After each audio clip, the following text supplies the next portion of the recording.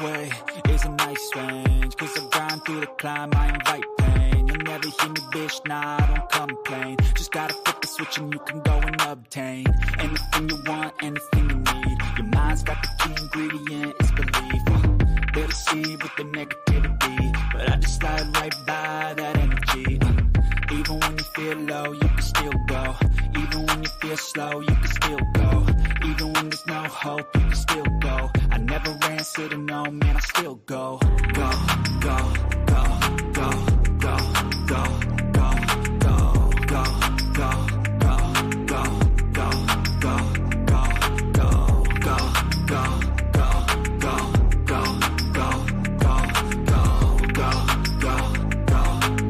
go, go, go. You got a mind, but even that could change. You could flip the gray matter like some batter in your brain.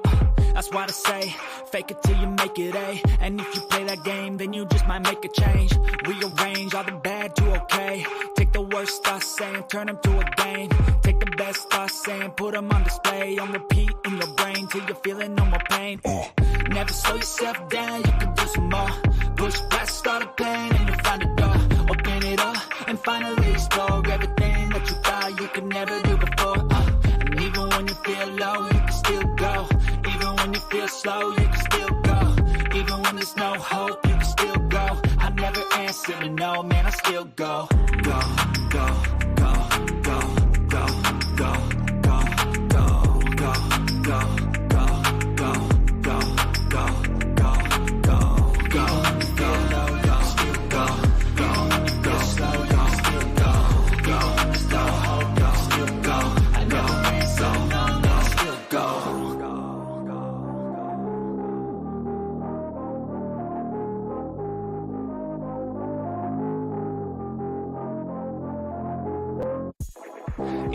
Put the kids to bed, put on your shades, and crack open a cold one during Sports Report After Dark with Seven and Dan the Dick Warner. You can catch After Dark Thursday nights at 10 p.m. Eastern on youtube.com/the Sports Report podcast, and again Saturday nights at 11 p.m. Eastern on West Coast Radio. We believe that athletes are people too, and Skip Bayless is one of the lizard people. Don't miss Sports Report After Dark. For all things baseball, don't miss the Winter Meetings podcast Sunday nights at 9 p.m. Eastern at youtube.com/the Sports Report podcast, and again Tuesday mornings on West Coast Radio at 11 a.m. Eastern. How's everybody doing tonight? Welcome to the Hardwood. Stacks and I'll go ahead and bring Stacks in. Stacks, I'm just going to start bringing you just in with me, I think. I don't know. I think we're in this together. I learned from those selfish assholes that they have to come in first. Like, Seven has to come in first. Will's the host though, so Will can come in first. Yeah, that would make the most sense in that case. Right, but if we're working together on the show, why don't we? Yeah, we should just come in tandem, Dan. Goddamn. Skip and Shannon don't come in individually. Like Shannon doesn't just start on the screen and then bring Skip in.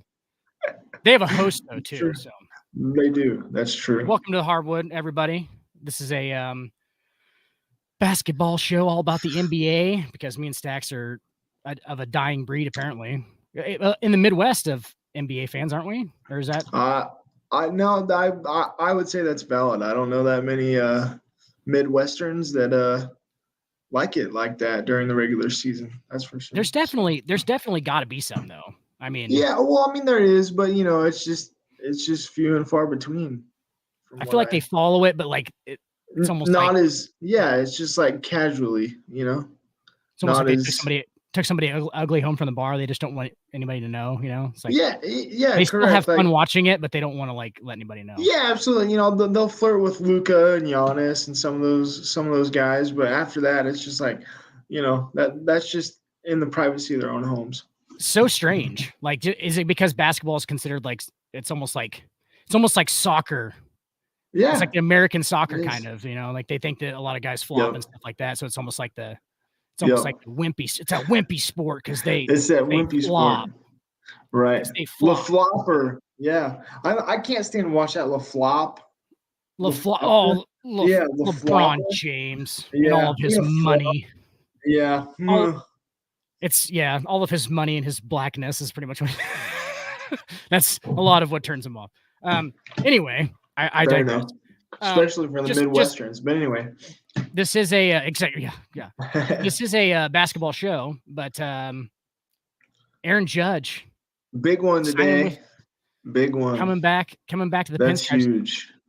I said the whole time, I was like, I don't care either way, but it needs to get done early. If he's gonna go, then he needs to be like the first one so that we can get some shit done. Yep. If he goes to San Francisco, dude, if he would have went to San Francisco at that time, like he signed today, with all those dudes already gone, dude, I would have that would have sucked massively.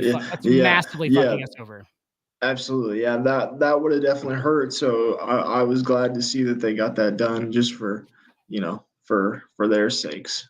And did you see Harold Reynolds doesn't pull any punches anymore. I don't know if you've seen him lately on TV, dude. He's just like, I don't know if he had like some kind of epiphany or something, but that dude is just like, he speaks the truth, dude. He don't give a fuck. Like, I think it was because he's probably exhausted from the winter meetings and shit. And he was just like, fuck it. I don't even care what's coming out of my mouth. Yeah, screw it. Yeah, he was like, he was like, it's about goddamn time. He said it's about damn time on the TV. He said that a position player gets $40 million a year. He goes, we pay starting pitchers $40 million. He goes, what, 3 or 4 times now we've done that. He goes, and they play 30 times a year. He's like, these guys are playing 150 times a year. He's like, they're starting pitchers. Like, why is there a position player not getting paid $40 million? He's like, this is a huge step for baseball. He was all like happy about it and shit. I think he was a little bit drunk.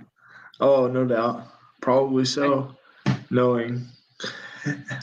They talk about how awesome the fucking there's like a couple of hotels they stay in apparently for the winter meetings. They have like stay in a hotel or whatever. And they talk about how awesome the bar is. Like the bars are always just like hopping, like just dudes. Yeah, just a bunch of like open journalists. Bar. Yeah, it's just like journalists and like all these dudes just like all hanging out and they just like get wasted together. Apparently, it's like a pastime. Yeah, it's like, why wouldn't it be? I mean, exactly. It's there for you, so utilize it. I mean, I'm having somebody else pick up the tab for me every night at that point. Like all those owners and shit.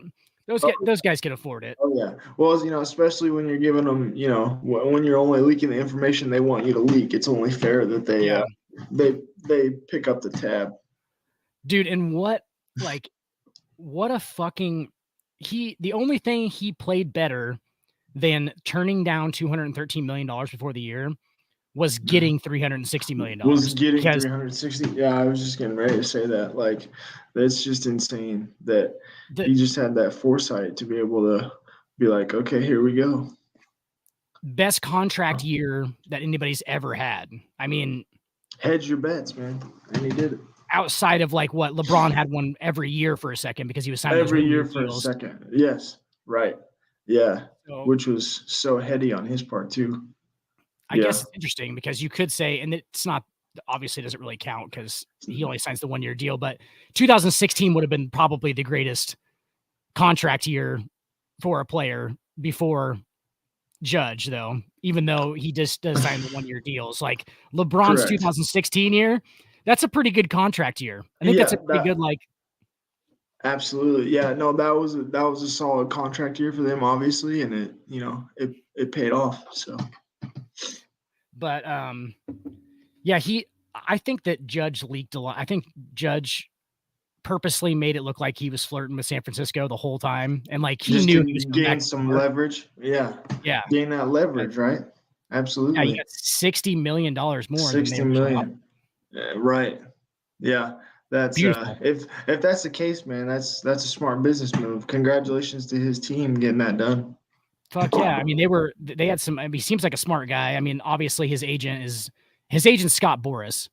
So, right. So yeah, I was going to say he's in all things all the time. So go Scott. Don't quote me on this, but I think Scott Boras got Alex Rodriguez that $300 million. I was also thinking that as well. I think he's been the head of a lot of those big contracts like that. Yeah. Alex Rodriguez definitely came to mind. So selling ketchup popsicles. That dude is just selling ketchup popsicles. The last thing on Judge, I like this as a Yankees fan. I like it a lot, and the reason is obviously because it's Aaron fucking Judge. There's not another player like him. Like there's not like, oh well, he has a major league comp. No, he doesn't. No, he does not. Ever. Yeah. No, not even close. Not even close. Nope. And the fact that he started fucking hitting for average, dude, he hit 314 last year. Like he started hitting for average. It was like, whoa, I'm okay with him hitting 265 because he hits fucking 50 homers a year. I'm not worried about you hitting 315, but if you hit 315, fine with me too. Like you're gonna lead the fucking league in everything. And he's not gonna pull a fucking he's not gonna pull a Anthony Davis. And just get paid. Yeah, right. And quit. He really isn't going to produce. Right. And not produce. Yeah. If he wanted to do that, he would have went to San Francisco. That's what I was gonna say. Wouldn't he went somewhere else to do that? Because there's too much riding on it to come back and not produce. Apparently, San Francisco and San Diego both had close to $400 million deals on the table. So I heard that this morning. He could have taken that. Yeah, he could have taken that. But like I said on the sports report, like when this was in the middle of it, I was like, he is staying in New York because he saw like all of those, he saw that enshrinement in the outfield. He saw that all fanfare. Of that. Yep. Right. Yep. Absolutely. He actually there's something to it. Yeah, there's something to it, and he's drinking that water, and he wants to prove it still. Yeah, and he sees Brady. He sees Brady and he sees Jeter. I mean, Jeter's, and he sees Jeter and he sees like, oh wow, I could be the whole rest of my life. I don't have to stop. Correct. That could be absolutely. Yeah. No, this could be a lifetime thing for him. So good deal for the Yankees. Absolutely. As well you should as a Yankees fan. Right. And hey, what are we gonna do if we don't sign him? If we don't sign him, I'm freaking out right now.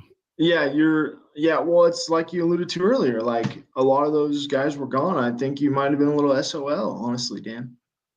It would have had to have been what? Correa? Correa's not off the board yet.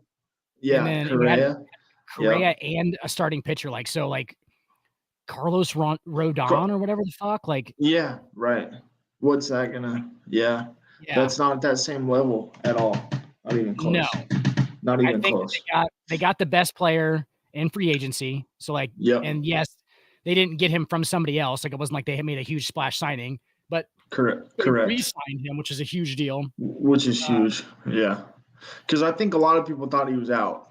I mean, let's be honest. Yeah. I think just from what I was reading and what I was hearing, a lot of people were guessing San Francisco. So dude, I think that smart motherfucker was leaking that shit. I think he was making it look like he was going to San Francisco and beautiful, beautifully paid, sir. That's the best way to do it, man. In order to create your leverage, got to do it somehow. We see it all the time in other sports. Baseball might as go for it. Get your money while you can. Plus, they're gonna part of the deal apparently is that they're gonna slap the captain tag on him. And I don't know if you know anything about the New York captain tag, but they don't have a captain every year. Like most teams have a captain every year. Mm-hmm. New York specializes the captain. So the last captain was Derek Jeter. 2014. Yep. No, absolutely. Yep. I remember that. Yep. Before that, it was Mattingly. Thurman Munson. Babe Ruth was one. I mean, just the lore of legends. Iconic. Yeah. Joey D. Yeah, that's huge. So yeah, good for Judge playing his cards right and getting that deal. So if he did leak some of that shit, bravo. Right. I think more players could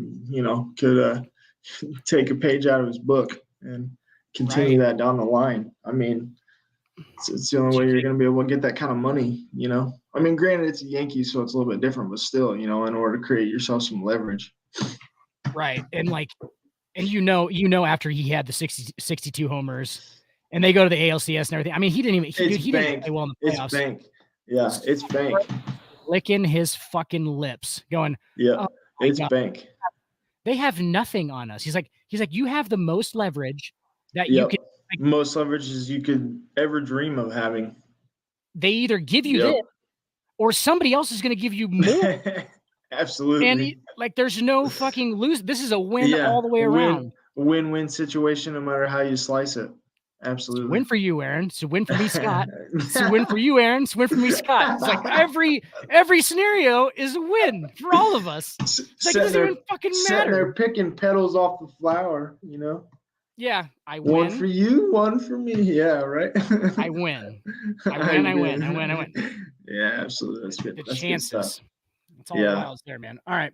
Absolutely. We touched on Anthony Davis a little bit because we said that Aaron Judge is not going to be like Anthony Davis, and I honestly believe that. I think Aaron Judge wants to be like he wants to be a legend. He wants to be that guy. He wants to be him, man. Absolutely. That guy, and Judge worked up late dude. He's a late bloomer. Yeah. He was 27. By all accounts. Yeah, that is as a rookie. That is late. Yeah, absolutely. That's like Luis Scola in the NBA. You know what I mean? Right, Luis Scola. Good comp. Yeah, except maybe not talent wise, but you know what I mean. It's like Kurt Warner. Yeah, there you go. In the NFL. Bagging groceries. Not quite that late. Yeah, not quite, but either way, it's kind of similar. From what I heard, we're still talking about Judge, but from what I heard, it's all good. Yeah, fuck it. Judge, he basically had to learn that swing through a lot. Like that's how he spent so much time in the minors, is because he was just striking out constantly. Yeah, striking out constantly, and he literally had to learn how to. And you know whose swing he went to? Barry Bonds. Barry Bonds, right? One of his childhood heroes. And they said, all right, with Bonds he said Barry was big, not as big as you, but he was big, and he was short and compact. And dude, if you mirror Aaron Judge's swing to the left side, it is fucking eerily similar to that. Eerily similar to Bonds's. To Bonds. Yeah, and Bonds was a little shorter, only because Bonds's biceps were like the size of melons, and they could touch the bat. Gigantic. Yeah, I was gonna say. Yeah, and he's out there with like long sleeves on, trying to cover him up. Like, oh, I'm not jacked out of my mind. No way. Yeah. No way am I juicing right now. I definitely don't have fucking veins popping out of the front of my biceps like when I'm swinging. Like, definitely don't. But like, yeah, his swing is a little bit more compact than Judge's, obviously because Judge is bigger. But like, it's fucking borderline exactly the same. It's beautiful. Similar. Yeah, I'll have to go. It out. Yeah, no, that's cool. I mean, I did hear that, but I guess I didn't really realize that entirely, but that's cool. He's hit 212 homers in his first 5 major league seasons. That's major league seasons since 2017. That's insane. He's 31. He's 31. So. Yeah, he's still got a lot of time, especially in baseball. And a guy broke down like dudes who have gotten big contracts at like 31. And then their productive years afterwards, there was a lot of dudes, like George Brett was one of them and shit like that. And George Brett, they broke down like the average amount of years that they're good and productive. Like they put like a number on like what's good, what's above average, whatever. And like the average was like 4.5 years, 5 years, something like that, which Judge is going to go longer than that. He'll at least 6. He's going to be legitimate. Yeah. That's fair. No, that's fair. I think that's fair. 6 for sure. Takes care of himself. Yep. He's gonna switch to first base at some point. I was gonna say at some point, wouldn't you think so? That was gonna be my next question. Do you think at some point he switches? You have to, because he's out there fucking running. Dude, he doesn't give a shit out there. He runs around. He dives for balls and shit. Like he doesn't fucking care. Yeah, no. Like so and that's a lot of running. Yep. And a lot of. He has one of the fastest recorded feet per second in Major League Baseball.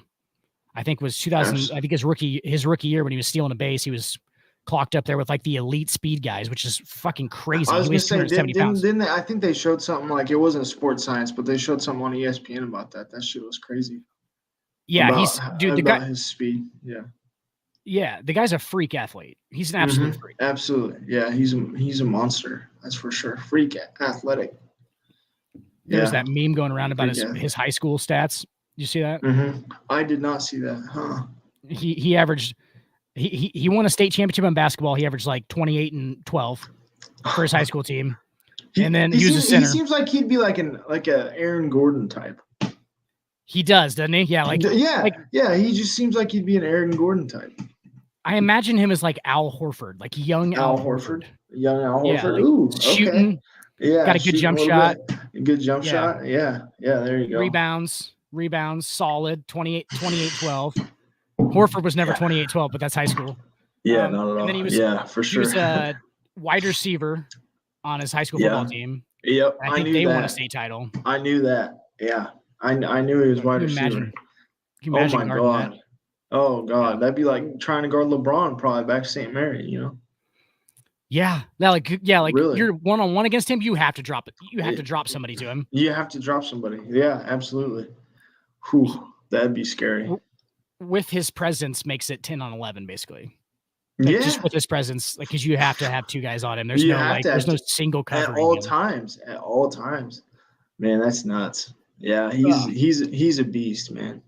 I hope the production continues, and I hope he, like you said, I hope he, I hope the production continues, and Yankees can benefit off that here in the near future. Dude, that reminds me. Quick story that you'll like. Oh, other than Tommy Frazier recruited me in high school. I didn't tell you that. We were talking about football and Tom Osborne and all that shit. Like, all in the midst of that last week. Yeah, and then you forgot to mention the next day or whatever. Yeah. Yeah, because it was weird because I never met him. Where was he at? Doane. What school? Doane. Oh, that's right. Doane. Yeah. That's right. He went to Doane. Right. I forgot. Right up by you. Kind of. Yeah, absolutely.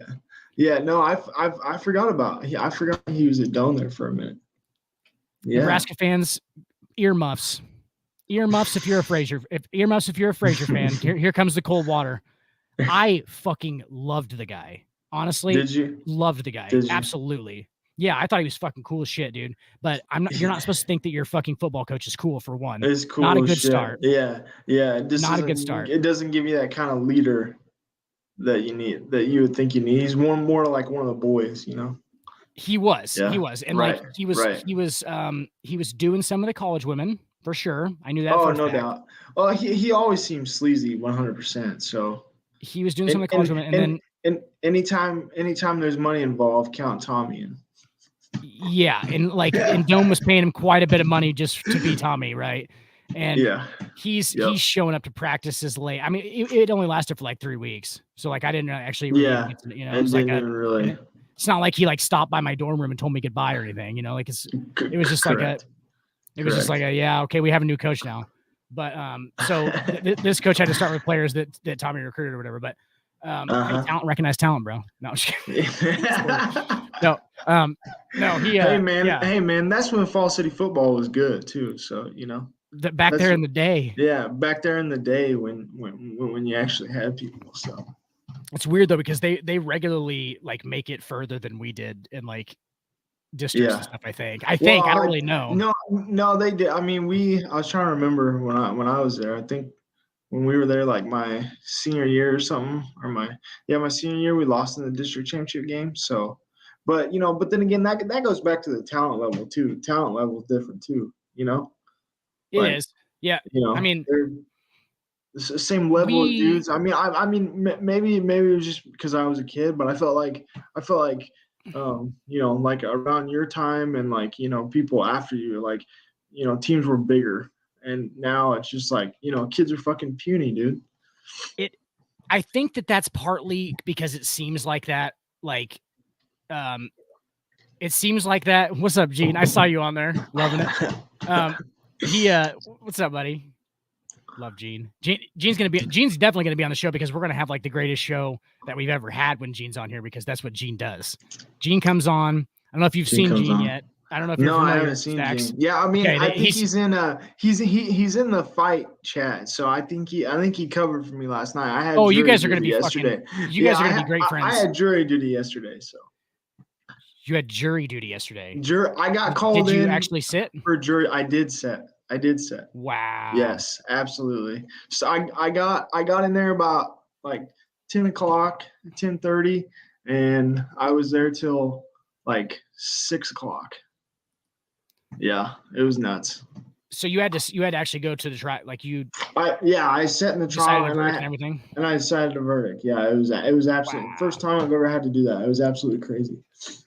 Yeah. Stacks, you know that you can just say that you wouldn't feel comfortable sending somebody to prison on your own opinion, and they'll just let you walk out. They'll just let you walk out. Oh, yeah. Well, the process, it was kind of fun. It was kind of interesting, just seeing what it was about. So I didn't mind it. It was a criminal case too, so it's kind of interesting. Right. I've been on the other side of those. I've been the defendant. No, but I forgot what we were talking about now. You were talking about, Gene popped up, so we were talking about Gene because he's cool as shit. He's Mr. Pinfall. Yeah, and then we were talking about your time at Doane, and then Fall City, how it seems like people were bigger. So. Right. I think that's a lot of with high school athletes is after they leave, it's just a natural thing to think that you were bigger because I think that it's perception. It's 100% perception. I don't know. Obviously, some teams are bigger. Like year to year, you're going to have people who are bigger. No, absolutely. I don't think that there's that big of a difference. I think that people think there is mostly because there's a perception that you're, because you're in the shit. You see this, you get hit by these guys. You know what I'm saying? Like you get hit by these guys. Right. Yeah. You play with these dudes. You know how strong they are. You know how big they are. So like it's hard to look at a field and go, oh. Gene played fucking basketball. Gene, were you a power forward? Were you power forward, Gene? You look like a healthy Bryant Reeves. Remember Bryant Reeves from the Vancouver Grizzlies? Big country Bryant Reeves, what they used to call him. No Dude, you don't? I do not remember Bryant Reeves. The only guy that Shaq says ever gave him problems defensively. Big country Bryant Reeves. Big countries. I think I've heard him mention, but I guess I just didn't realize that's who that was. He was legitimately Shaq's size and a ginger. Yeah, I'll have to look him up later. I believe he was Irish, but he was from the United States, but played for the Vancouver Grizzlies. Power forward and shooting guard. Look at this versatile motherfucker. Oh, look at you. He says I was positionless, man. I could play anywhere. Exactly. Gene, today they would call that a point forward. You were a point forward. You were LeBron James' position. Yeah, LeBron James. Before. Maybe not before. Well, same time as LeBron. Maybe right around the same time, right? Yeah. Basically what we're trying to say, Gene, is your basketball prowess is on the same level as LeBron James's. Dan can't claim stake to being positionless, so congratulations, Gene. God, no. Oh man. Yeah. Tommy, that's what we were talking about. Tommy too, but Tommy Frazier. The sleazeball. Gene, Tommy Frazier was Nebraska's head coach, Nebraska's quarterback. Yeah. And 94, 95, it was the Grolly days. We were rolling, had the best college football teams basically that have ever existed. What's that, Dan? What do you mean rolling? What's that? Rolling? I don't recall. Boy. Rolling. I don't know. Oh my God. We just didn't lose games, bro. We just didn't lose. If we lost, everybody drank themselves into a stupor. King Emerson over King James. Well, yeah. The Bible. There we go. Diamond Dallas Page over King James. Gene, you've seen the movie what is it? Ready to Rumble? You guys seen David Arquette and David Arquette. Yeah. Remember that? Yeah. Okay. I've seen it. Yeah. Have you guys seen that? Yep. They have like a movie version of Diamond Dallas Page. And he's the king. He's the king. And it's fucking, he crowns people instead of like does the diamond cutter. It's a crown. And that's awesome. Yeah, he crown us. Like they get his special move at one point, and it's like totally just Diamond Dallas Page. It's supposed to like look like him and everything. Like it's great. That movie's fucking awesome. David Arquette's mom's like, wrestling's just fake. And he's like, wrestling's not fake. Just fucking full scream. He's just fucking pissed. Wrestling's not fake. Yeah. Shit's fucking hilarious, dude. Oh, that's good stuff. Yeah, it was a total like, it's probably a piece of shit movie I haven't seen. Ready to Rumble. There you go. Ready to Rumble. Love DDP. Yes. Still not in the fucking Hall of Fame, Gene. Still not in the. Sad day for that. here's how I know that he should be in the Hall of Fame. I don't know enough about wrestling to know if he should or not, but I know who Diamond Dallas Page is. That's a good start. Therefore, that's a good start. Yeah, I mean, it is. Dan, it literally seems like, I mean, it seems like they're just throwing anybody in these days. So, if they can just throw anybody in, I think he should get one. Goddamn, Fred McGriff just made the Major League Baseball Hall of Fame. For sure. I mean, Crime Dog, mad respect, bro. But like, you had on the same ballot who didn't make it, Roger Clemens, and Barry Bonds. Just throwing it out there. Roger Clemens, Barry Bonds. Jeff Bagwell's in the Hall of Fame. Do you ever see him in the fucking early 2000s? Do you think he was maybe doing some whey protein or anything like that? Dude, Jeff Bagwell was fucking huge. He was huge. And like, I don't understand like what you have to break records. You have to break records doing steroids is what it is. That's what they get mad about. Like, that's if you start what breaking, they get mad about. Don't be breaking fucking. Don't be breaking Hank Aaron's record on them steroids. No, don't be breaking Hank Aaron's record on them steroids. We ain't putting you in the Hall of Fame.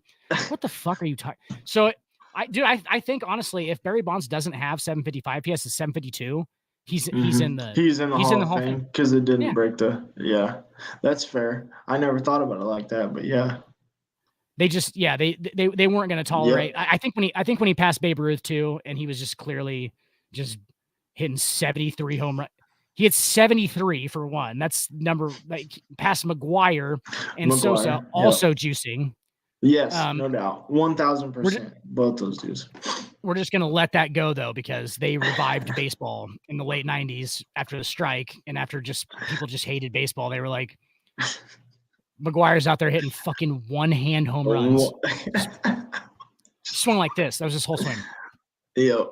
And Sosa's got a fucking 2-foot high leg kick, hitting balls 515 feet, and we're like, this is totally normal. Totally normal. No, they're fine. Practically into Lake Michigan over there. Any ball they touch goes 450 feet. Check. Gotcha. That's totally normal. It seems normal. Look at Sosa. Sosa hit 60 home runs 3 straight years. Yeah. 60 plus 3 straight. That's insane. Yeah. It's crazy. That's crazy to think about that. Yeah. They were clean though. They were clean, those Stacks. Those guys didn't touch that juice, bro. Yeah, not at all. Those were the clean days. I mean, McGuire definitely didn't have stretch marks on his neck where his traps almost busted out of his skin. He definitely didn't have those. Right? That's not what I remember. Yeah, that's not what you saw. Not with those eyes.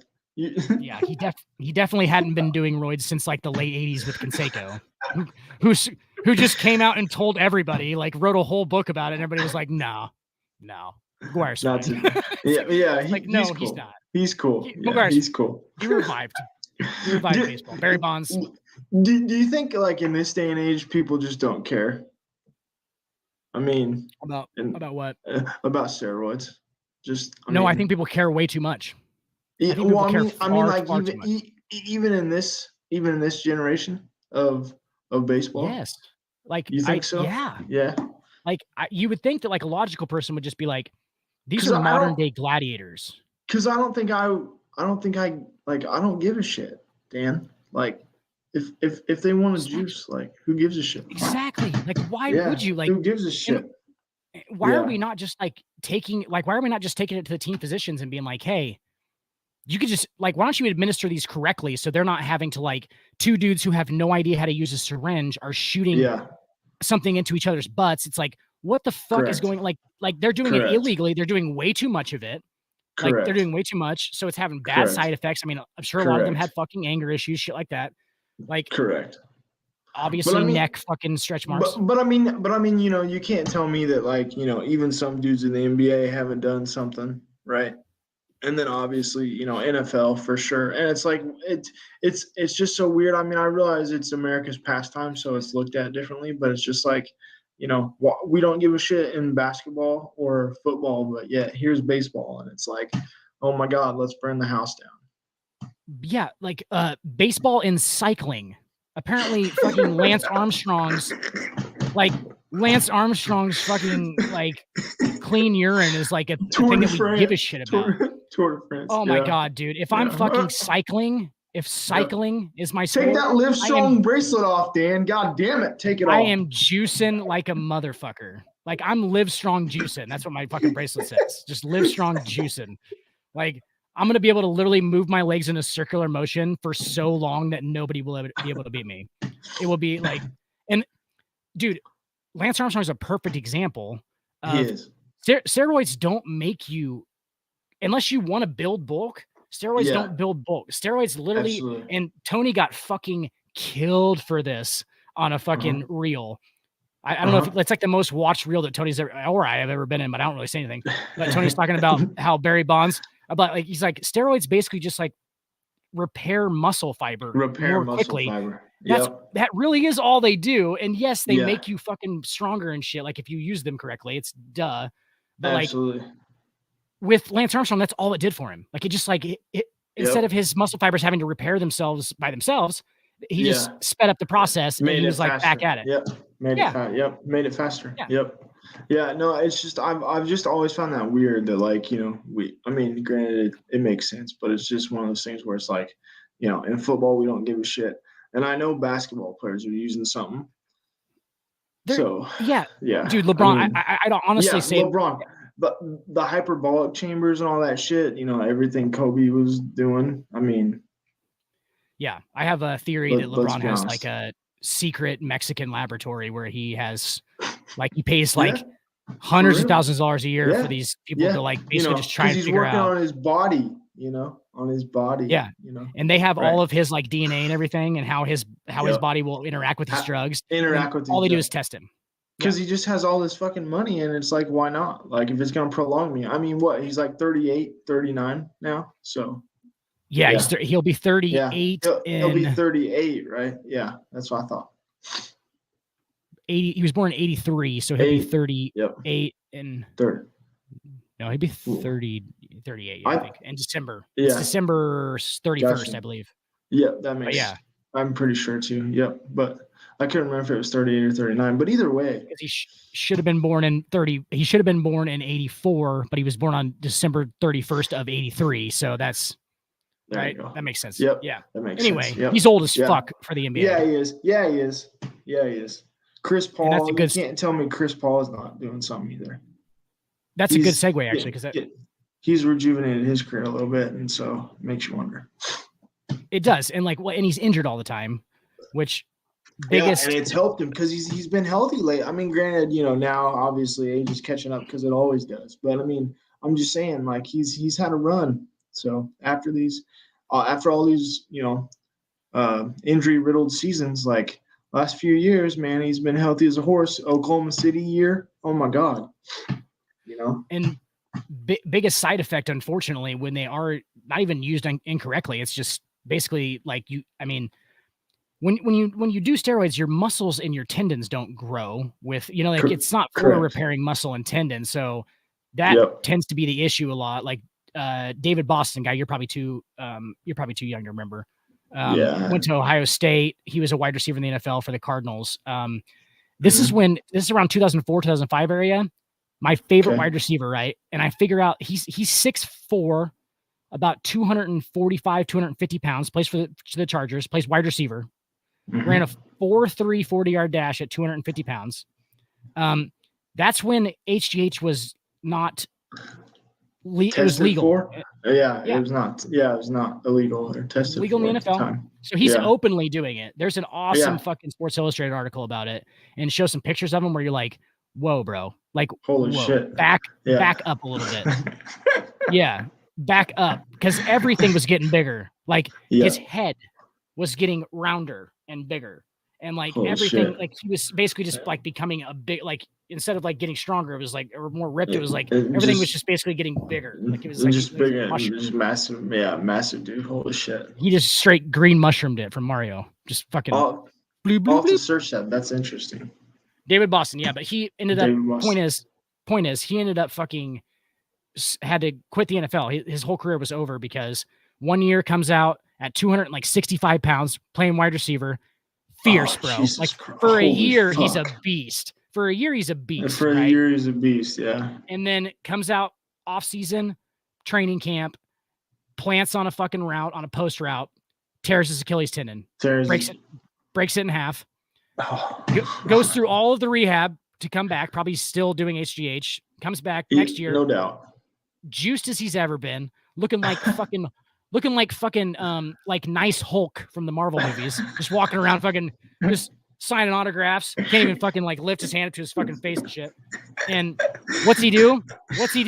Same fucking Achilles. Same Achilles. Shit. In half again. Oh shit. You're not supposed to be that fast or Correct. put that amount of torque on the tendons that are not made on tendons. Right. Yep. Wow. It's like he turned into a Monstar from Space Jam, like the purple Monstar. Like that's like you can't do that. Like his bones would have stayed the same size. Like he would have got injured. Yeah, that's what they say, and that's the biggest downfall about steroids. Is like right. You're packing a lot of shit onto a frame that might not be able to handle it, like a car chassis. It can't handle a fucking V8. You know, it's like it's gonna twist it up and fucking. And then eventually it's gonna. Yeah, it's. Eventually, you're gonna run out of time. It almost makes you wonder why LeBron hasn't got hurt more. Yeah, because I think honestly, that he's naturally like early in his career. I don't think he was doing anything. I think he was naturally fucking amazing. No, I mean, because you saw him, his rookie year. I mean, obviously he got stronger, but it wasn't like, it wasn't, Dude, right. the 2012 NBA Finals. Mm-hmm. If you want to see the most freakish fucking athlete that's ever fucking touched the NBA floor, go back and watch some of that shit. Go back and watch some of that shit, people. 27-year-old LeBron. Yeah. Oh my God. Yeah. Scary. Absolutely scary. Every game that I watched, he did shit, and I was like, "What the fuck?" I'd never seen it before. I was like, how in the fuck did that just happen? Like, did he just freak athlete his way into that play? Like he just did. Freak athlete blocks from like across the fucking just those chase downs. Those fucking chase downs. God. That dude making those video about those chase downs is so accurate. Like he like slows down, like takes the angle on it. It's so ridiculous though, because who is that good of an athlete to fuck with people and like trail behind them? That's what people don't get about it. Like, it's a chase down block. Dude, he's accelerating like you would not believe to do that. Yeah, absolutely. Fucking with people. Fucking with people. And just his timing, to be able to match up with that and then to accelerate at the right time, like it's just absolutely nuts. He was just waiting for you to leave the floor. Like, right when you leave and jump, it's over. It's over. If he times it right, it's a good wrap. luck. Yeah. Get that shit out, basically. That's Karl Malone. That's Karl Malone with a 45-inch vertical. Good luck. Like it's like he's just, like wow. Yeah, that's a great comparison. But yeah. Good segue though, because Anthony Davis scores fucking, oh God, here we go. I feel like I should just be playing a broken record in the background. Just explodes 10 games in a row. 10 games in a row. Yeah. 30 plus. 30 plus. 40. The last of which he goes for fucking 55. 55. Double nickels. Absolutely. And comes out 2 days later and he's sick. Illness. Yeah. And didn't play tonight either. Totally understandable. Nor did LeBron. Yep. But that probably was 100% has, the flu. The flu. I'm not saying he doesn't. Yeah. Yeah. Right. But what I am saying is like this is stuff that only it's predictable. It's predictable. To Anthony Davis. Absolutely. Yeah. 1,000%. I know I said it last week, I think, before, he kind of went on this tear here with, with these scoring explosions, but to me, still no dog though. Still no dog. I don't think I can ever give it to him because, I mean, granted, I realize he's not always healthy, and obviously that's what you're alluding to, but it's just, there's no dog there. And I don't think there ever was. No, I don't think so I either. think I think he got magnetized that he did because of the fact that he was in New Orleans and they didn't have a ton in New Orleans around him. So it magnified that to make it seem like he did. And then obviously, when you get to play with LeBron, people get to see it. You're on the stage now. Right. But Stacks, even in New Orleans, he was big fish, little pond. I think he was literally, like you said. I mean, at the same time, I don't think there was any dog there though. Like he was just putting up numbers. No. Correct. I mean, that's fair. That's a fair assessment. I think, but like I said, I think it just I'm in my mind, I think it made it a little bit more prevalent when he got to obviously when he got to LA and played with LeBron. But I think I think there was times I think people thought he did, when they had Cousins and all them and those boys down there. But no dog, unfortunately. For dog status for both of us, Stacks, I can already tell you that you can't just be a dog when it's fortunate for you to be like, you can't just be a dog when you're up. When it's convenient for you. Yeah. You can scream as much as you want after you get an and-1 when you're up 12 in the NBA Finals in 2020 when it's in the bubble. Still makes you soft as fuck. But when you're getting beat, I see you, Anthony Davis. I see what absolutely. you do. You got a lot of quit in you, bud. Like Anthony Davis got a lot of quit in him. And yes, he does. I don't even like he's probably a cool guy. You know what I'm saying? But I just don't. Probably a nice dude. Yeah, but just and if you asked, it's sad for LeBron to sit there and say, okay, yeah, now it's the time for him to take over. I think at this point, LeBron is smart enough to realize he's not going to take over anytime soon.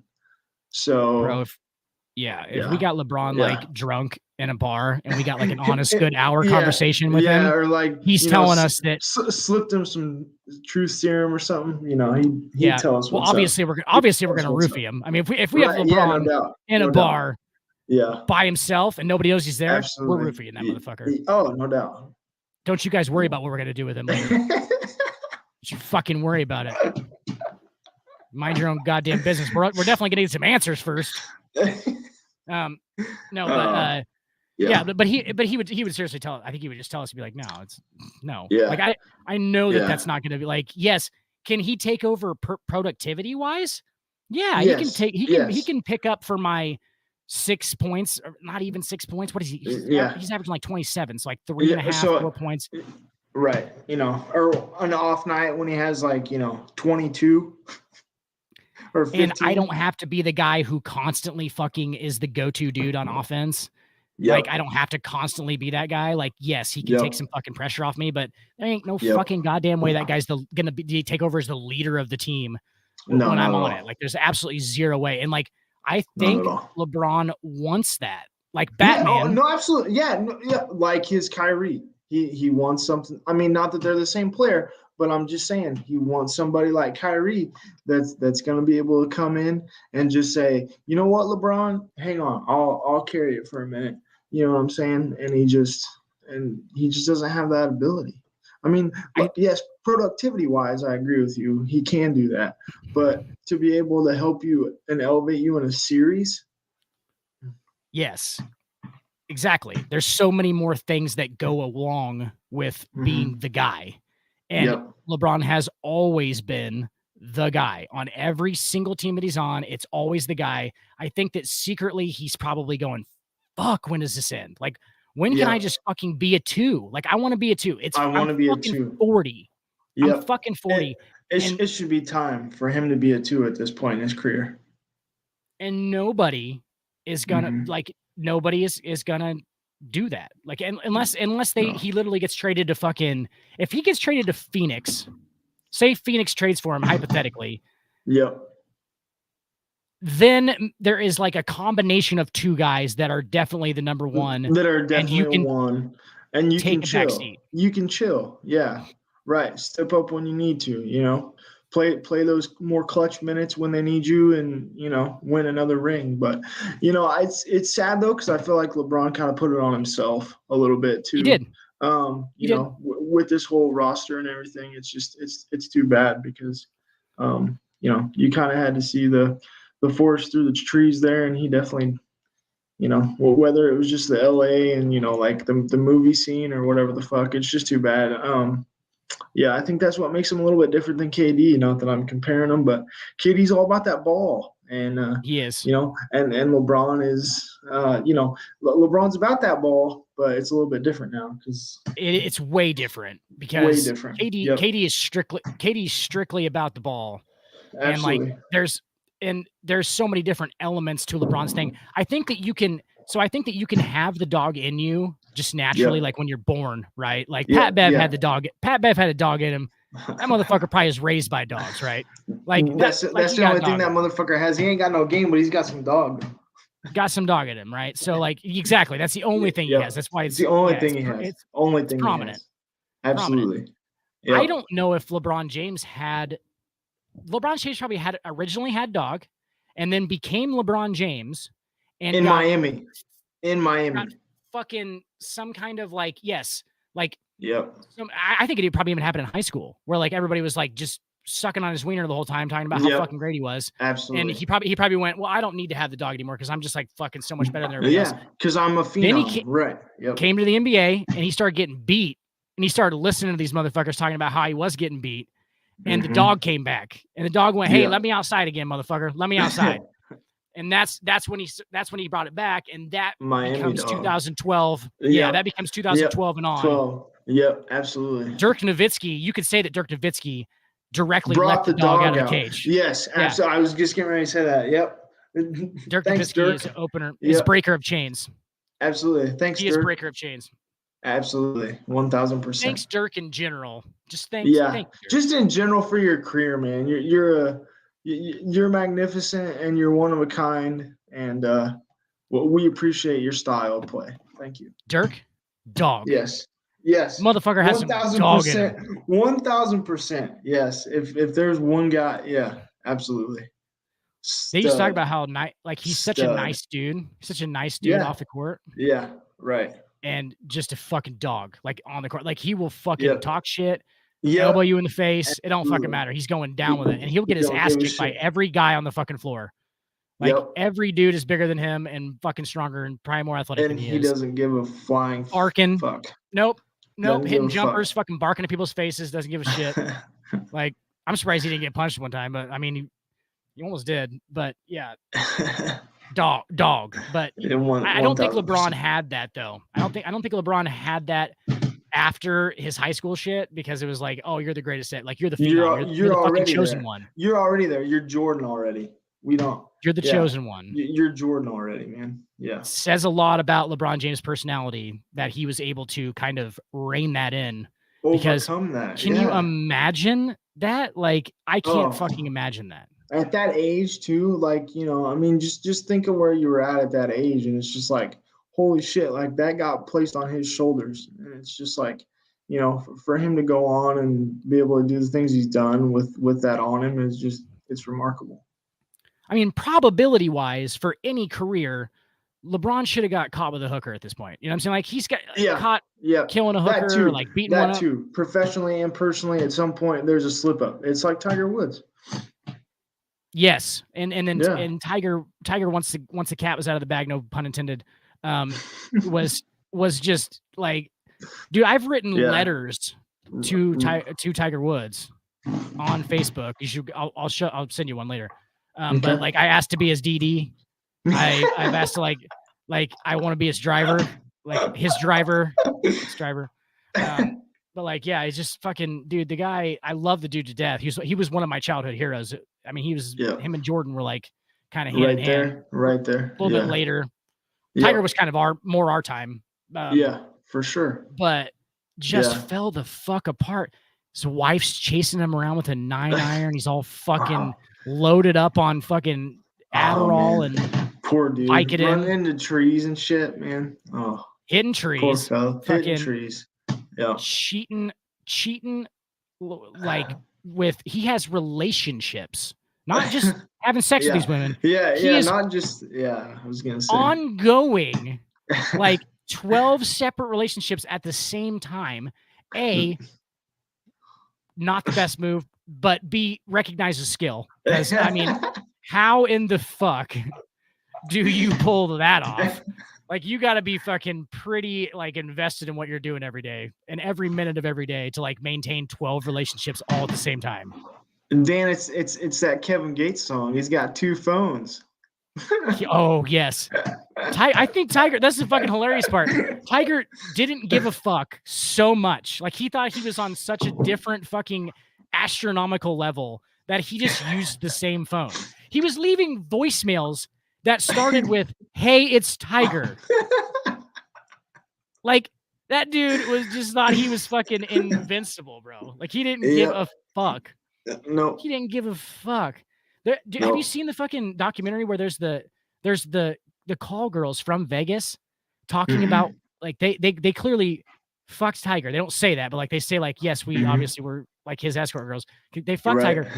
The stories that they tell about his hotel rooms, dude. Holy fuck. I can't even imagine. This one chick says that he was rotating in the same looking kind of girl. It was a blonde, tan. This, like, he had a very specific like type of girl. Type. Yeah. All of them were the same type, almost looked the same. And he is rotating these women in for like 3-4 hours at a time, like 20, 25, 30 of them. Just 3 at a time. She said 3-4 at a time. This motherfucker's in there just slanging, bro. Yeah. And he's like passing out in the middle of it. You know, he's passing out. Doesn't feel a fucking thing because he's so loaded up on Vicodin and his dick's just completely like, just going at it, dude. Like, what the fuck? None of us saw that one coming. Not at all. Not one of us saw that one coming. Man, wow. Yeah. No, I hadn't seen that documentary. I need to get my hands on that one. Oh my God. The Tiger stories are great, dude. And all of the women that he's ever with don't say a fucking bad word about him. Not one of them can bring themselves to talk shit about him. Because I think that he was actually trying to have 12 different relationships at the same time. He's actually trying to make all of them good. Like, he was trying to be a genuine dude, you know? Not only is he having 12 relationships at the same time, he's good at them. Like, he's in a healthy relationship with 12 different women at the same time, including his supermodel wife, who he lives with. Damn, Dan, we need to take notes, man. How the hell do you do that, man? Like Ron White says, he's like, I wonder what kind of cologne he wears. I just smell like him. For sure. It's like, I didn't never meet that whole thing was going on with Tiger. I didn't ever meet one guy who gave a fiddler's fuck what he did. He's like, I never heard one guy go, "Oh, Tiger did that. I'm dropping AT&T." Like, no, nobody gave a shit. I don't know what he smells like. So much for Degree deodorant, goddamn it, or whatever it was. It's unbelievable, dude. Yeah, so much for Degree deodorant. I'm out, or whatever it was. The guy that I can never remember his name, dude from Childish Gambino. You know Childish Gambino? Yeah. Yes. What's that guy's name? He's an actor too. God damn it! What is his actual name? I'm gonna look that up. I know it too. That's the sad part. Let me look that up. I sometimes forget that we have the internet as like a separate thing. Right. Yeah. We can just look shit up. Donald Glover. Glover. That's it. God damn it. Glover. Yes. Donald Glover does a fucking which me and Tony have watched on an After Dark episode. It's a Funny or Die thing where he's like, "I'm Tiger Woods and I fuck bitches." It's like, he's just doing a Tiger impression, and the whole monologue is fucking fantastic, dude. Like, it's amazing. I wish it was on here. Tony probably has it uploaded somewhere, but yeah, it's fucking great, dude. We laughed like that shit is hilarious. But I'll send you that. But yeah, dude, it's so good. I'm Tiger Woods and I fuck bitches, and it's just like so matter of factly. Like, I just fuck bitches. He doesn't give a fuck. Absolutely, that's great. Speaking of Tony Gladstone, let's get to Tony's team real quick. He's the next on my. Real quick on the Lakers. Real quick on the Lakers. 13 seed. They're the 13th seed in the West. Okay, they are. Listen to this. They are. They are 10-13. Only 5.5 games behind first place. Behind first place. West is wide open, Dan. West is wide the fuck open. That's the Wild West for sure. That's going to be Wild West for sure. Interesting. 1000%. No doubt. Granted, I think the East is a little bit more, there's like, top two. you know, you got Milwaukee and you got Boston, and everybody else is playing.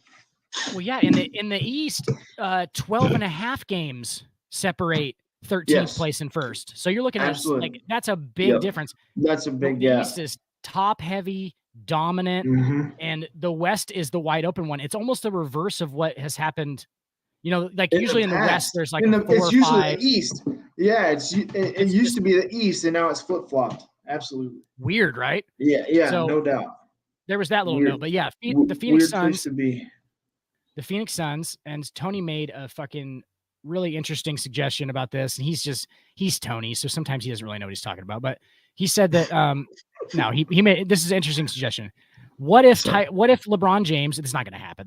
LeBron's just going to be in LA for the entire day this year. But if he got traded to Phoenix, could you bring LeBron James off the bench? Would he ever allow that to happen?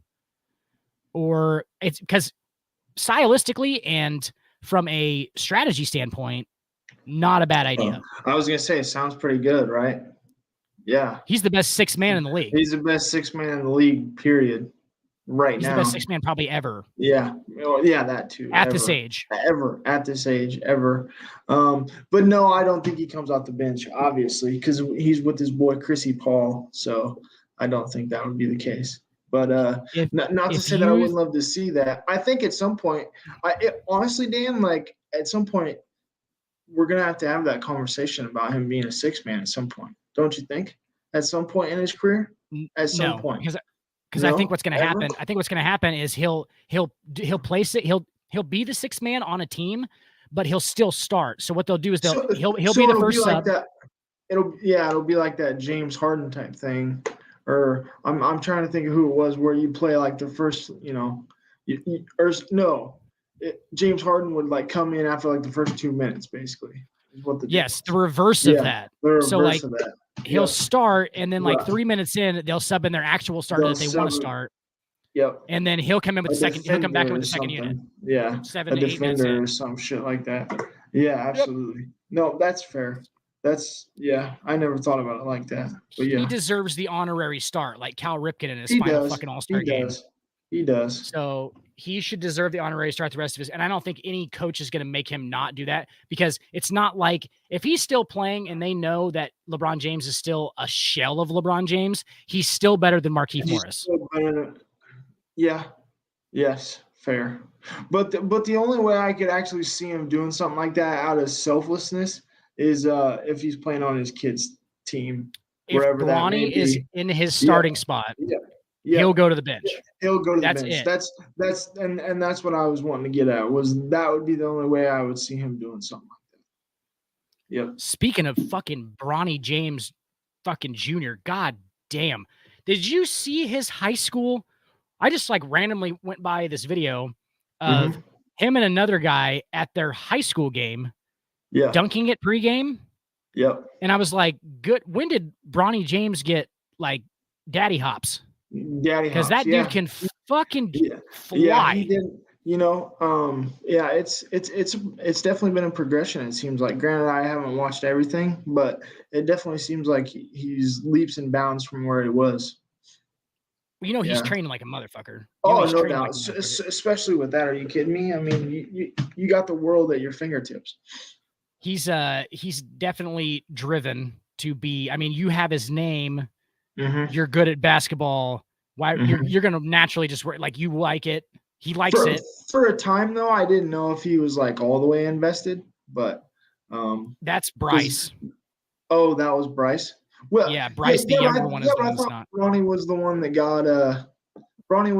got like an e-game sponsorship and stuff, right? Wasn't that wasn't that Bronny? Fucking... Yeah, like I don't remember what it. But that's what made me think it was Bronny. So like I meant like towards the beginning of it, I didn't think he was all the way invested, but he's definitely stepped it up for sure. I think Bronny does that still, because on Twitter. Right, because he's getting money for it. Absolutely. Yeah, he gets paid to play. What's the fucking game, dude? We're fucking terrible at video games. I don't know. Fallout or no. Nope. It's Modern Warfare or something. I don't know. It's like an app. I think it's not even like a computer game. It's a weird one. It's a weird one. Fuck. But I know it off the top of my head. it'll But be yeah, it's like a interesting to see military. if he goes to college, though. Don't you, Dan? I think it'll be interesting if he goes to college, because right now it's obviously he's grandfathered in, but or we already knew that he would be grandfathered in, but he's got to deal with Nike, so it's obviously going to be a Nike school if he goes to college for a year. So which kind of leans towards the OT, the high school, like it's like that post high school graduate overtime elite, overtime elite. Yeah, absolutely. It's that'll be interesting. Towards.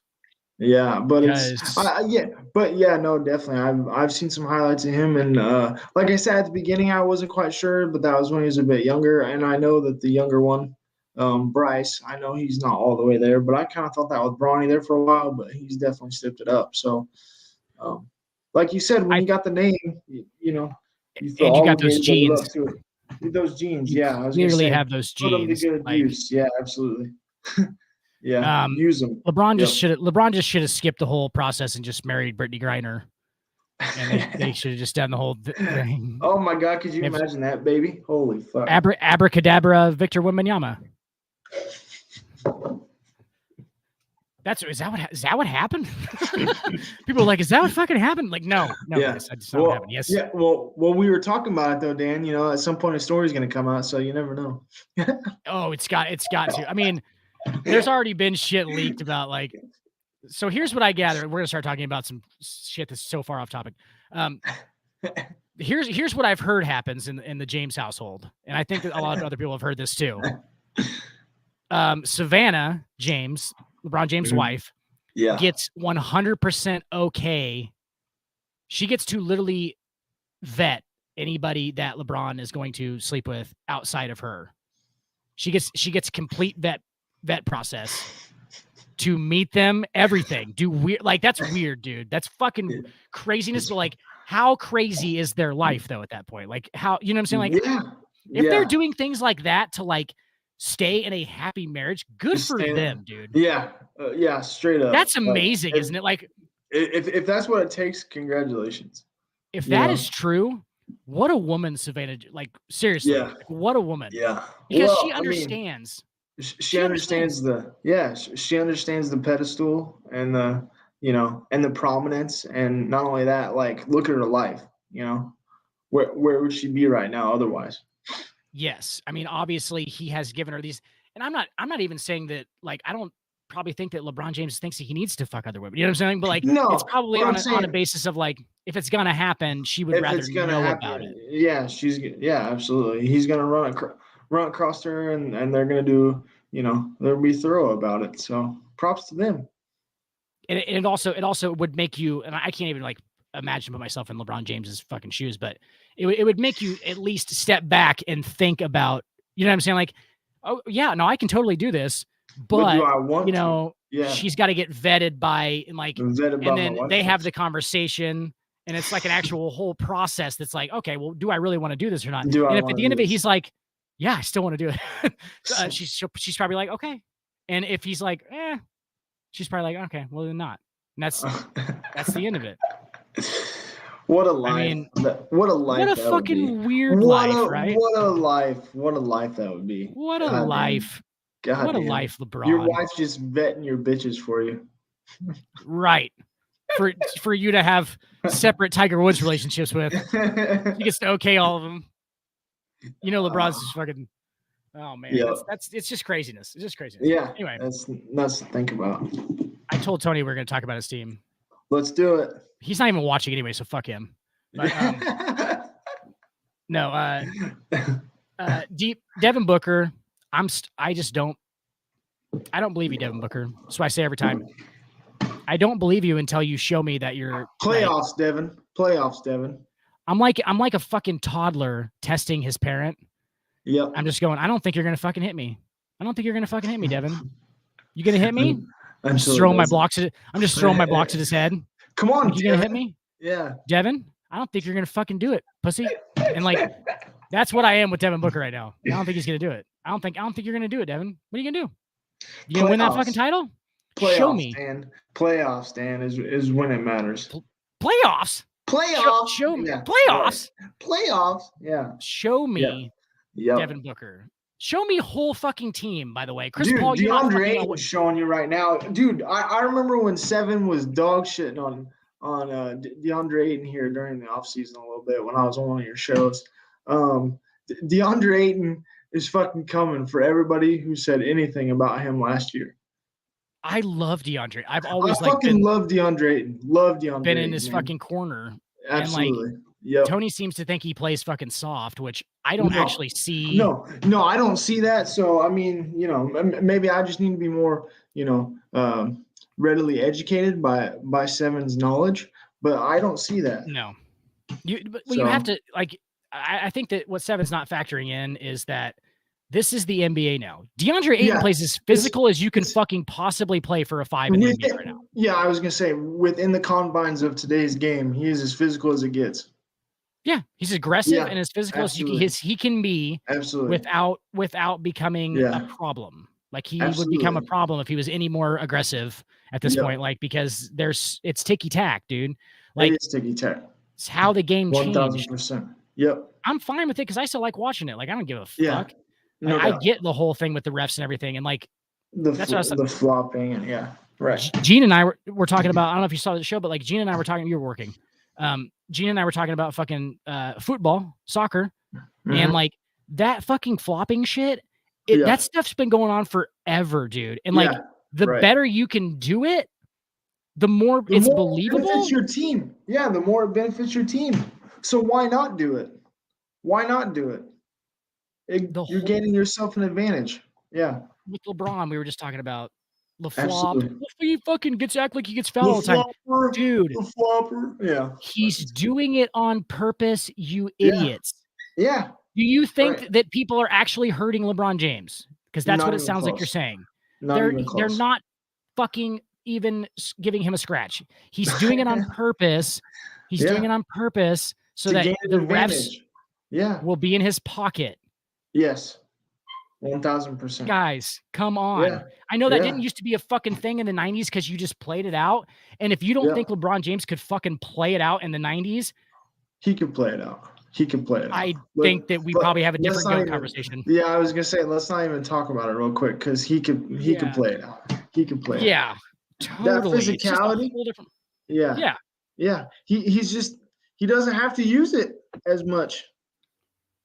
That Karl physicality. Malone. Yeah, that physicality, pick and choose when he uses it. You know what I mean? Yes. Well, like at the end of the game, when he knows he has to make the layup, and if he gets the fucking foul call because he fucking flopped earlier, that's just a plus. It's just a plus. He's just gonna bowl through you. Absolutely. Bowl right through you. Quick fun stat real quick that's not related to the Suns or anything else we've talked about. So Paolo Banchero makes 40% of his points either in the post or at the free throw line. Wow. He is a rookie. Dribble penetrating madman. He is, man. He is. He's like Aaron Gordon's size. He has like Aaron Gordon size. He does. With like almost like a Tatum style of dribble penetration. Well, and that's the thing. I was listening to the Bill Simmons podcast, and they were talking about how Tatum has just really stepped up his game as far as getting to the line. And you're already seeing Paulo's ability to get to the line at this point in his career. When he gets that three down, holy fuck, everybody! Let's watch out for Paolo Banchero. You know what I'm saying? For real. Yes. If he's already getting 40% of his points either in the post or at the free throw line, like I said, once you get that three down, it's a wrap. And he's got a good looking shot. I mean, his form's not bad. Yeah, it's just the fact that I don't know. I love watching him play. Yeah, it's good stuff. You can just tell that the athleticism was there before the shot developed. So therefore he obviously goes to what he knows. And that is to dribble penetrate and be the best athlete on the floor, which absolutely he almost is on every NBA floor at this point. And if you're that kind of athlete, you were fucking way that kind of athlete back then. So that's what he knows. He just, people were probably telling him hey, you got to develop your shot, blah, blah, blah. And he was like, bro, if I'm going to score 35 by just fucking dribble penetrating, though, what the fuck are you talking about? Like, I can't be like, Yeah. I'm going to go out and I need to get my points how I'm going to get my points. Like, I can't just like Yep. start fucking practicing during the game. I'll practice when I'm practicing. All right. Correct. We're talking about practice. Correct. We're talking about practice, man. We're talking about practice. Practice, man. We Not a talking about game. practice? Not the game that I go out there and I put 110%. You guys see me play. Not a game. Have you noticed how drunk he is during it made the fucking interview so much better to me when I realized how drunk he was. Have you noticed how drunk he is? Yeah, dude, it's nuts. Like the more and more I watch it over the years, you start to notice little things. Hammered. He's slurring. He slurs practice slurring every single time he does it. Practice, man. You're talking about practice, man? He's just saying practice. Practice, man. He's like fucking, he's drunk as a motherfucker, dude. It's great. I love it. He's fucking so wasted. I love Allen Iverson, bro. He's one of my favorite players of all time. I love Allen Iverson. But yeah. Well, talk about a dog. But anyway. I actually have written on my list right here. I have Magic 5-20 despite talent, ? Yeah, and they just won tonight in overtime. They beat the Clippers tonight. I just talked about the Magic last week. Yeah, like, and they have the worst record in the NBA. Yep. The Wagner bros stepped up huge tonight. Franz and Mo. Franz and Mo, man, that they stepped up huge tonight. Yeah, absolutely. Shout out to Markelle Fultz tonight. Hit a couple free throws to help seal the deal tonight. So shout out to him. You know, just from where he came from. You know, with the whole 76ers thing and not being able to shoot and people were out on him. Good for him. A lot of people forgot about that shit when the Ben Simmons stuff was going on too, because that just starts to seem like that's a fucking organizational problem as well, that they don't treat deficiencies well. And yes, you drafted him number 1 overall, and I understand that he has a deficiency, but you can't fucking just berate the guy until he gets better. That's what it seems like they were trying to do. And they literally almost forced Markelle Fultz into forgetting how to fucking shoot. And I'm not blaming, obviously that's a lot on Markelle Fultz. I'm not saying that this is completely Philadelphia's fault or their front office, but it seems like now we've developed a pattern where. Yeah. And again, Dan, I think it all goes back to the mental health of it too. You know, I mean, the lack of being able to handle mental health is obviously an issue for the 76ers. So they need to get their team psychiatrist figured out ASAP. And get their fucking their coaches or whoever the fuck is talking to those players on a regular basis to understand a little bit better, because you're not helping at this point. You're fucking. Do you think Markelle Fultz knew how to fucking shoot a basketball? He was the number 1 pick in the NBA draft. Yeah, he knew how to shoot a basketball. You guys go back and watch him at Washington. Fucking just go back and watch some of those clips, man. He could shoot then, and it stud. Obviously, yes, stud. 1,000%. And somehow he gets to fucking Philadelphia and the management forces him to forget how to shoot, probably by treating them like he was an asshole because he couldn't shoot that well. And they probably knew that before. And then instead of making it better, like, hey, let's get you in the gym. You know, we'll get you fixed. We'll get your shooting coach with you. They are probably like, why can't you shoot? It's like, what? Why can't like fuck you, dude? Yeah, like fuck what are you talking about? For real. Yeah, what are you talking about? What are you talking about? Don't like they just don't like dudes who can't shoot in Philly. That's basically like if you can't shoot, like obviously. Fuck you. Yeah. If you're not JJ, get the fuck out of here, man. You're not Joel Embiid. Real quick on Joel Embiid though. I know we haven't talked a lot about him lately, but I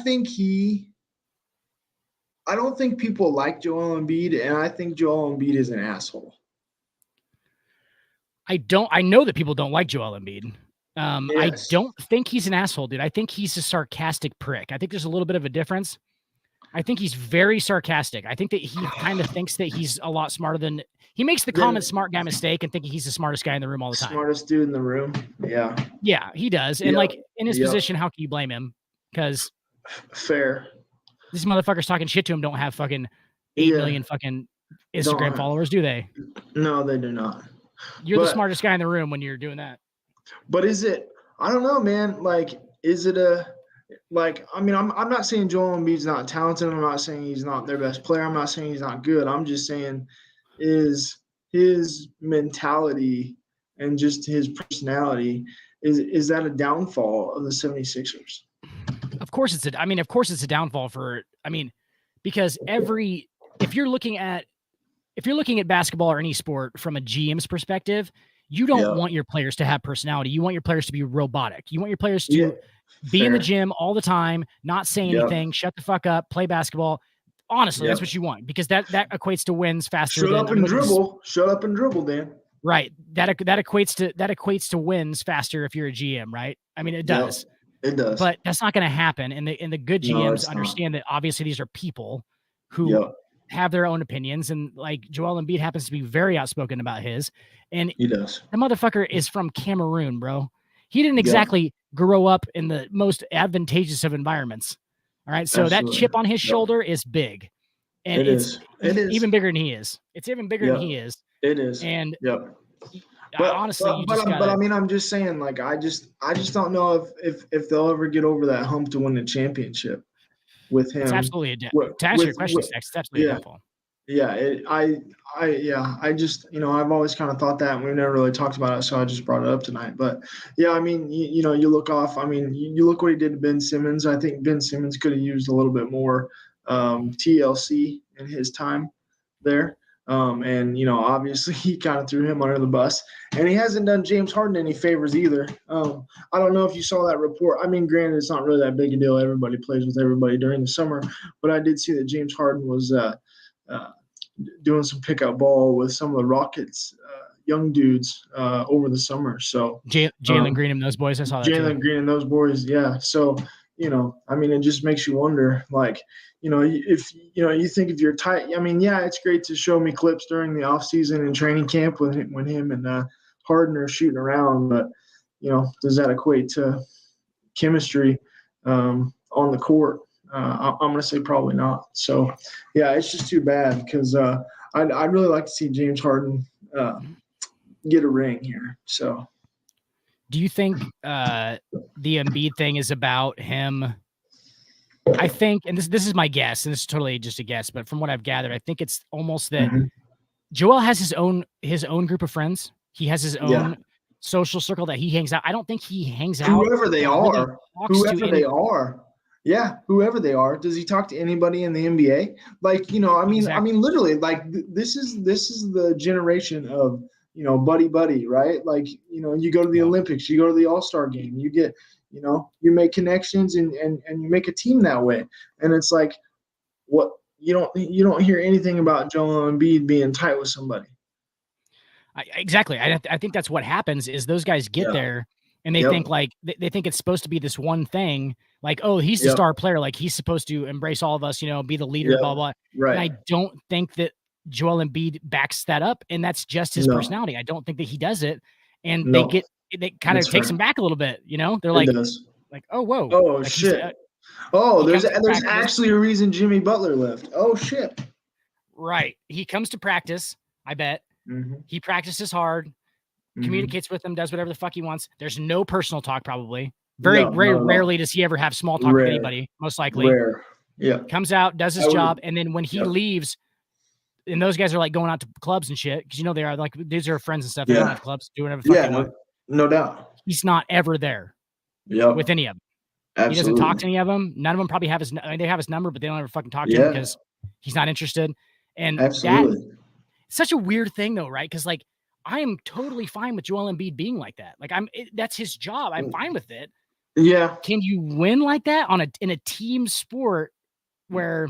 No, I don't. I don't think you can. And not only that, here's another point, just to off of the Joel Embiid thing. Like, we talk about the MVP and things, and the fact that he should be up there, in that top echelon, 1, 2, 3, right in there, like he has been lately.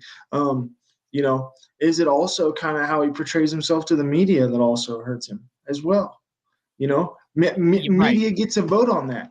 NBA media gets a vote on that, and there's not a lot of podcasts I listen to. There's not a lot of things I read that are, super positive about their interactions with Joel Embiid. So it's like, it's just going to be really interesting to see how his career plays out, because, he's kind of the detriment to his own career right now. it's weird because I like it. I like it because he's a sarcastic prick. Yeah. And I'm a sarcastic prick, and Fair. I get it. Yep. Right? Like I get where he's coming from, but at the same time, like if you don't think that's hurting his career somehow, it absolutely is. It absolutely is. It's not ideal for him to be a sarcastic prick all the time. And he's stuck to his guns. Good for him. I mean, honestly, you got to respect the fuck out of the dude. Yeah. I don't think he cares. He is who he is, unapologetically. Yeah. He is who he is, unapologetically. And for that, we have to throw mad respect at him, honestly. Like it, and like you said though, to answer your question, ultimately, yes, it is detrimental, and I think that he doesn't give a fuck. I think that he thinks he can win. Probably. I think he thinks he can probably win without doing all that stuff. Yeah. Obviously, that hasn't proven to be true. So absolutely. Whether or not that's is or not, we don't know. I mean, there's been teams that have done it. Like there's completely disconnected, weird Toronto 2019. Toronto. Yeah, that's fair. Yeah, that's a completely disconnected. None of those guys. Kawhi wasn't super tight with all those boys. I don't think Kawhi's super tight with anybody. I think Kawhi might have a little. Kawhi might be like on the spectrum. He might be on the spectrum. And basketball is like his savant. Way to get it out. He's super weird. If you ever watch him, he's like super. He is. I think Kawhi's all about ball for real. He is all about ball. He's all about ball. 1,000%. He also is kind of like a hypochondriac. Can't be a hypochondriac on injuries and be like all about like he's just like it's a little bit of a tweak. Can't play tonight. I get it, Kawhi. I get it. Like, and he's still good, bro. I mean, the other night comes out, fucking has like 35, fucking whatever and what. Hit the buzzer beater on what? On like Monday or Tuesday? Hit that buzzer beater on Monday, Tuesday? Yeah. Yep. He didn't like overly wow you with his play. But he came out and hit the buzzer beater, so that's what has he ever? For. That's Kawhi. Well, that's true. That's the thing. It's more methodical in that way. He plays at his own pace. He does what he wants to do, gets to his spots, and finishes the game for you. That's what he's there for. And what a perfect fucking match made in heaven, coach wise, when he had Pop at first. Absolutely, that was that great. Style. That was great. Yeah, and they know what they're drafting too. Oh, no doubt. Well, and then it was also interesting. I know we had a few other things to talk about, but tonight during the Magic Clippers game, like in the first quarter, the announcer, not sure who his name is, Clippers announcer, was praising the fact that Kawhi played 9 consecutive minutes in the first quarter before setting down. Because usually usually they play him in little spurts, and he doesn't usually play a lot of consecutive minutes. So tonight, and that's just mind-boggling to think about. When you go back to, just up to the point where he was healthy, the fact that they're praising the fact that he played 9 consecutive minutes in the first quarter is unbelievable. It really is. It's almost like that 2019 title in Toronto was like the worst thing that could have happened to him, because now he thinks that that's like the norm. Like he can just kind of just coast through a year, win a title. He wants to. Yeah, come in when he wants to, and no, absolutely. Yeah, I don't know. I just found that super, super odd, and kind of in awe of the fact that that's where we're at with Kawhi right now, is the fact that we're praising the fact that, oh my God, he's played 9 consecutive minutes. It's crazy. I don't think there's ever been anybody who's that good who can just willy-nilly walk in and be like, oh, well, yeah, let's get it all together. And then there's never been anybody that good. Like, you know what I'm saying? Like, there's never been anybody that good. Not at all. Clearly. Yeah, obviously. Yeah. This is the highest level. And that 2019 title, almost I feel like it might have falsely made Kawhi believe that he can just kind of just willy-nilly fucking walk in and be like, oh, yeah, well, we're just going to win a title now. Let's win the title. Yeah, absolutely. Paul George, though, man, total shell of himself, too, by the way. Granted, I realize that was an obvious thing, but it's just man, you just keep waiting to see it. You just keep waiting to see, Paul George in some form, whether it be,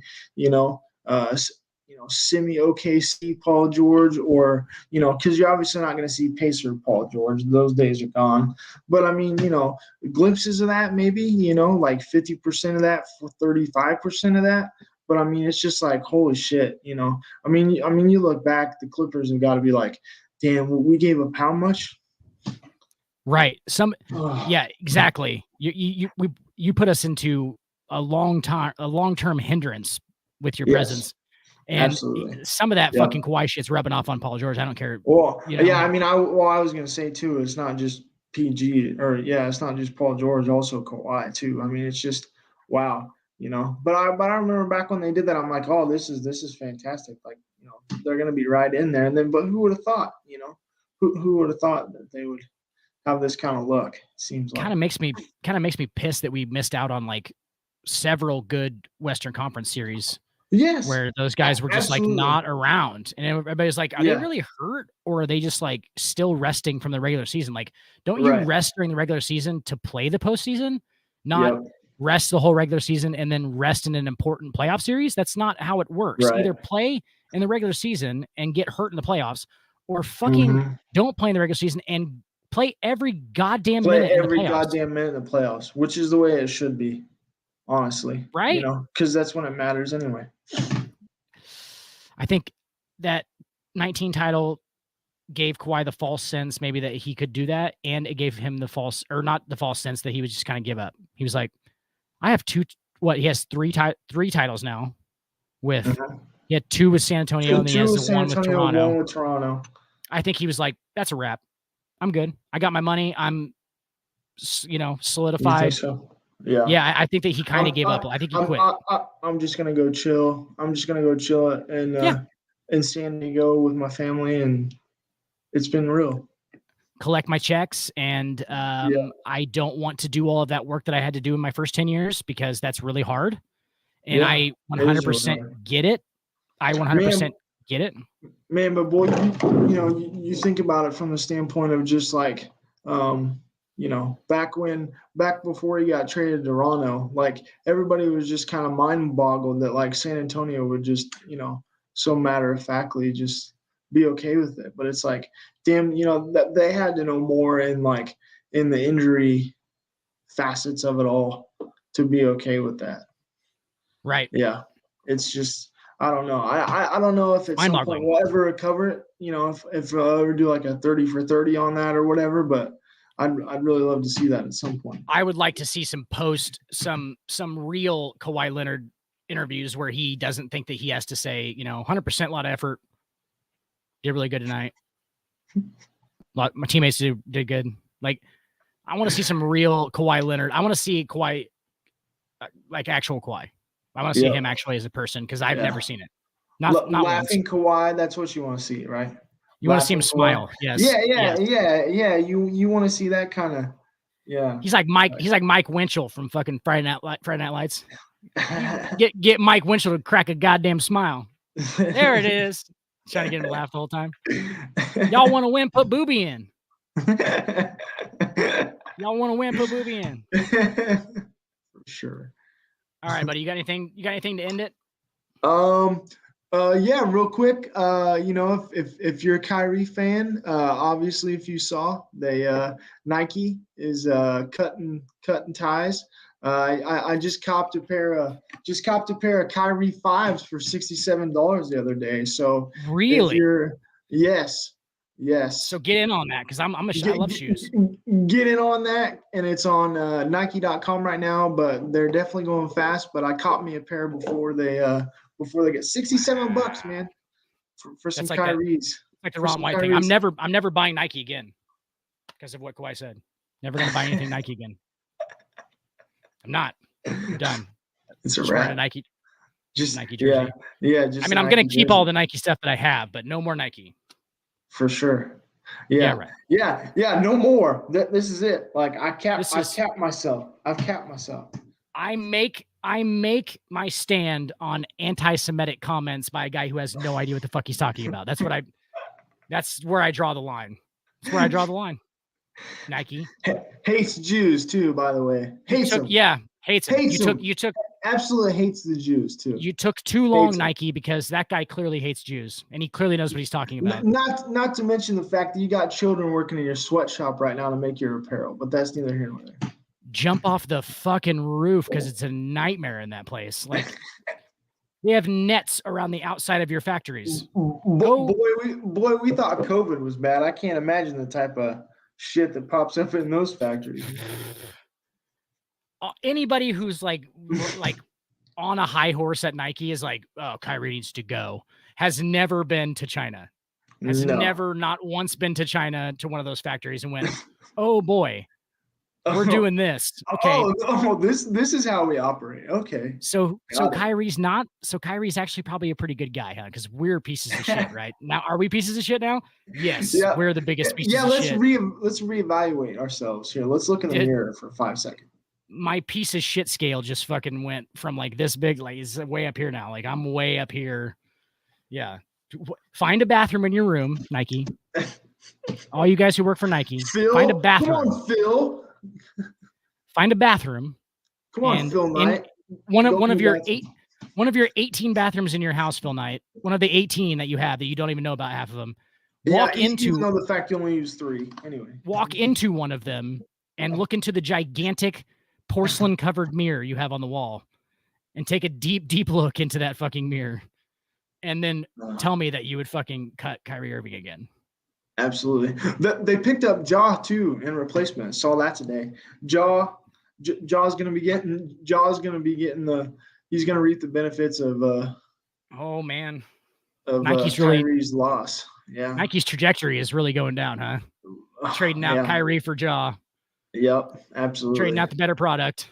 That's interesting. No doubt. That swish, man. It's all about that swish. Gotta keep it. Gotta keep up the prestige. No doubt.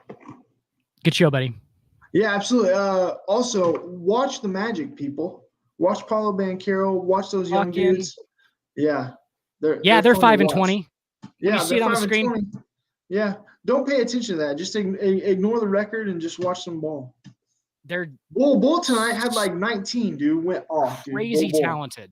They're weirdly talented for how bad they are. And it's because they don't play any defense. Zero. Franz Wagner is a fucking liability. Franz Wagner is a liability on the defense field. He is. And so is Bol. He just gets abused. Yeah, but offensively, they're a carnival ride. They're fucking great. It's great. They're awesome. All right, buddy. All right. Have a good night, man. You stick too. around after show. Stick around after show. Hang on, I gotta play this fucking shit. Hang on. Remember last time when I just didn't shut it down? Like I thought it was fucking the end. Yeah, and then there we go. And then you did some things afterwards. Yeah. Yeah, I was like peeing out the door. There's a fucking just peeing out the door. Turn it You'll go, even when there's no hope, you can still go. I never answer to no, man, I still go. Still go. I'm just gonna end it.